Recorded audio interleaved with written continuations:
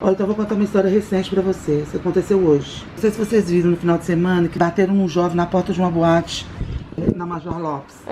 Foi esse final de semana. E os agressores foram reconhecidos.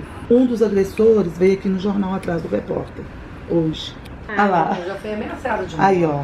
Quer falar, Bela? Um depoimento? Quer falar alguma coisa? Foi a primeira repórter de polícia do jornal Estado de Minas feminina. Abri a matéria toda da quadrilha de assassinos e de ladrões ali da Rio Bahia. Eu que cobri e tudo, eu fui ameaçada de morte. Eu lembro que o editor, na época, não queria me deixar viajar para Leopoldina para o julgamento do cara que matou a policial, né? Teve um assassinato de um policial que estava cobrindo o caso. Ele não queria deixar eu ir porque eu era mulher. Mas aí os outros colegas nossos, que eu era a única mulher, todos eles se recusaram a cobrir. Não, a matéria da Isabela e ela que vai. Na década de 80, início de 80. Presta atenção, gente. 30 anos. Foi meados de 80. Não foi início de 80, não, meados de 80. Que eu fui pra redação em 81. E aí ninguém topou em fazer, né? Teve um enfrentamento assim com o editor, aí ele não teve jeito, né? Mas aí ele falou, não, então você tem que ter autorização do seu pai. Ele não falou que era porque eu era mulher, não, sabe? Quando minha mãe, eu falei, mãe, ó, tô indo, tudo bem? Autorização, eu falei, ó, tô indo viajar, trabalho e tal, ó, tudo bem, vai com Deus. Eu falei com ele, ó, tudo bem, beleza. A gente tem que ter uma postura o seguinte, eu estava segura do que eu estava fazendo. As fontes que estavam me ligando, né, e me dando as dicas do que estava acontecendo, né, tinha confiança nelas. Eu sabia que o que eles estavam me falando era correto, porque eu estava checando e era aquilo mesmo. Então, eu estava segura. Então, a questão da apuração. Que não tinha furo para o jornal, né? Que a história estava pautada na verdade. E a gente não pode temer. Então, tudo a gente expunha no jornal, porque isso também garante a nossa vida. O doutor Renato Trade, que era o delegado do DOPS na época, né? Ele estava indo com uma diligência para Paraíba para procurar o chefe da quadrilha. E eu recebi um telefonema me falando aonde que ele estava. Ele estava em Belo Horizonte. E eu cheguei para o doutor Renato Trade e falei, ô doutor, o senhor quer economizar dinheiro para o Estado? Eu te falo onde que o Chiquito está. Mas eu exijo exclusividade para o Estado de Minas e exijo que o senhor permita que a nossa equipe acompanhe a batida. Ele ficou assim, não, que é isso? Chegamos lá no DOPS, era 4h30 da tarde, os caras já estavam todos assim, arrumando com mala, com tudo para ir viajar. Ele ficou me olhando assim, eu falei, eu tô falando, a pista é quente. Ele falou, não, mas como é que vocês vão? A gente tem que estar lá de manhã cedo, antes do sol raiar. Eu sei disso, mas nós vamos. O pessoal do DOPS me chamava de Kate Marrone, que era uma série que tinha na época que a moça era uma policial, entendeu? Uma ruiva, né? Uma ruiva. Uma ruiva. Eu falei, mas nós vamos. Aí ele falou, então tá. Aí eu falei, ele tá em tal lugar assim, era lá no Olhos d'Água. Era uma distância, né, naquela época. 4h30 da manhã nós estávamos no DOPS. Na hora que eu falei com o pessoal da equipe, ficou todo mundo me olhando assim, você ficou louca? Eu falei, não, se vocês não forem eu vou. Vai eu, o motorista e o fotógrafo, isso tinha que ir, né? Era pautado, não tinha jeito. Mas sempre, para cobrir polícia naquela época, saíamos em 3. Fotógrafo e 3 repórteres. E cada um, a gente ia lá, por exemplo, pro DI lá da Lagoinha, cada um ia para um andar, cobria uma delegacia, né? Entendi. Então sempre a gente saía em 3. Eu falei, não, se vocês não quiserem ir, não precisa. Eu vou, o fotógrafo vai e o motorista, né? Não tem problema.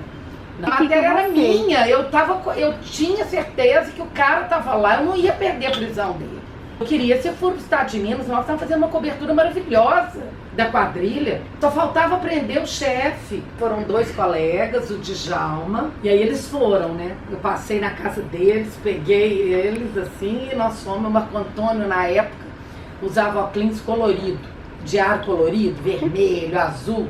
Ele era magrinho, nós fomos. Na hora que chegamos lá, aí o DOPS, né, nos deram colete à prova de bala e tal. Mas na hora de entrar na casa, eles não me deixaram entrar. Eu fiquei com uma raiva. Não, Marco Antônio, não, deixa que eu acompanhe. Aí foi só o fotógrafo e ele. Não me deixaram entrar de jeito nenhum. Tinha a porteira da casa, assim, um quintal. Não posso nem chamar de jardim, que era só mato, né? Um matagal, assim, grande na frente. Eles entraram e o cara tava lá mesmo. Pegaram o cara lá. E o cara saiu e eu de Djalma ficamos no carro com o motorista na esquina.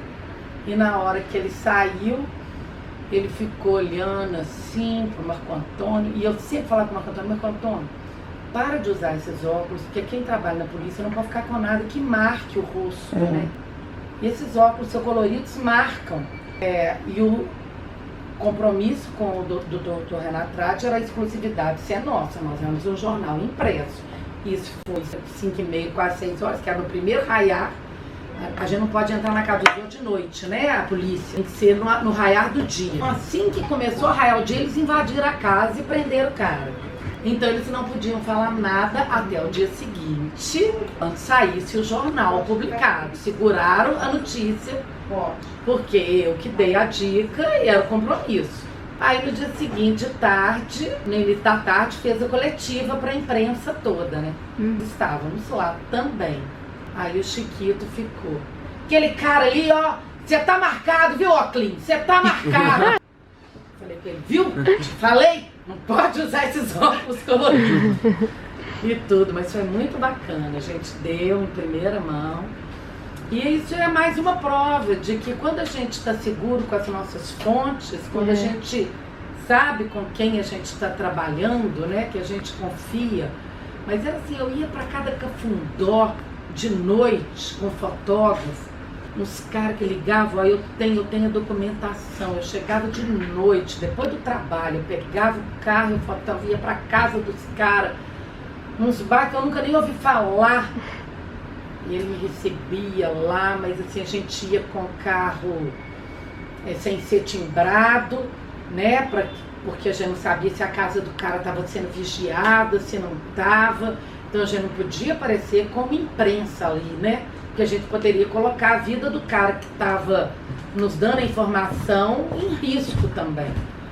E ele passava a documentação toda, de quem estava roubando, de quem estava passando as dicas, de tudo. Então a gente estava bem documentado. Quando eles passavam para mim as informações, e a gente tem que preservar essas fontes, né? A gente tem que preservar, não falava nem com o meu editor quem era. Que a vida daquela pessoa também está em risco. A minha estava em risco, a daquela pessoa também estava. Agora, eu tinha um jornal forte para me resguardar.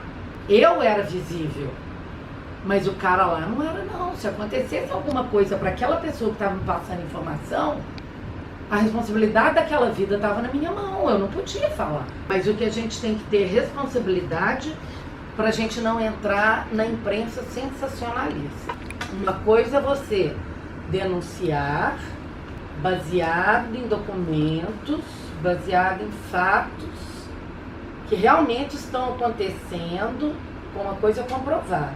Outra coisa é você ir em suposições, em sensacionalismo para conseguir audiência, para conseguir vendagem e depois, se não for, azar, porque você destrói a vida do meu pessoal. A escola base, A gente estava estudando esse caso aí uns dias atrás. Ficou histórico, né?